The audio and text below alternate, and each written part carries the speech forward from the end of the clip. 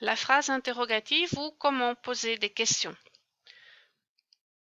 Quand je pose une question, je peux le faire de trois manières différentes. Soit j'utilise l'intonation « tu parles français ?» avec laquelle à la fin de ma phrase ma voix est plus aiguë et où il y a un point d'interrogation.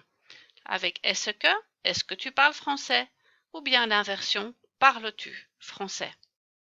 La réponse à ces trois questions, tu parles français, est-ce que tu parles français, parles-tu français, est oui, je parle français, non, je parle allemand, ou si, je parle français.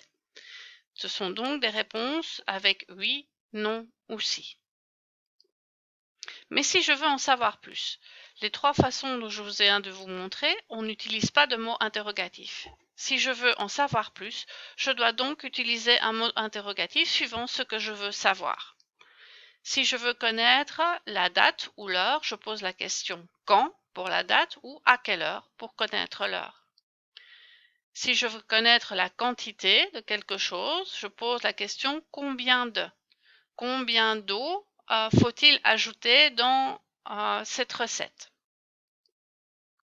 Pour connaître la destination ou un endroit ou la position de quelque chose, je pose la question « où » comme avec ici le chat. Où se trouve le chat?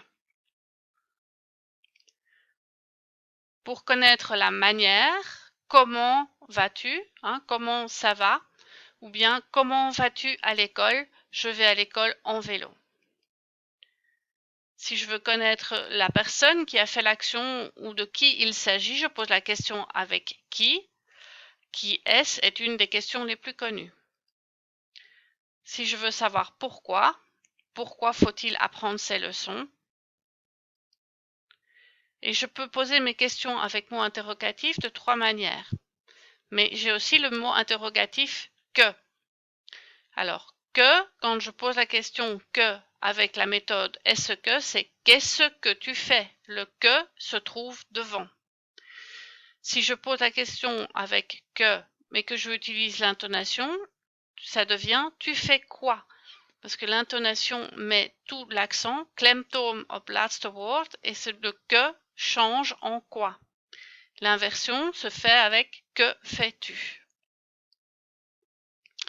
Voici donc le résumé de comment poser une question. Si je veux obtenir une réponse avec un oui, non ou si, je peux poser une question sans mot interrogatif. Cela devient donc avec l'intonation « tu habites à Anvers » avec est-ce que tu habites à Anvers ou avec l'inversion « habites-tu à Anvers ». Par contre, si je veux en savoir plus et que j'utilise l'intonation, alors je pose la question « tu habites où ?» Mon mot interrogatif est à la fin de ma phrase interrogative. Si je pose une question avec un mot interrogatif avec la forme de est-ce que, le mot interrogatif se trouve devant. Où est-ce que tu habites? Et si je pose une question avec mot interrogatif et que j'utilise l'inversion, ça devient où habites-tu et mon mot interrogatif est aussi devant. Ce tableau est le plus important à retenir. Veille à ce que tu saches comment poser la question de trois manières différentes avec ou sans mot interrogatif. Il nous reste encore un petit mot interrogatif qui est un peu spécial en français, c'est quel, welke.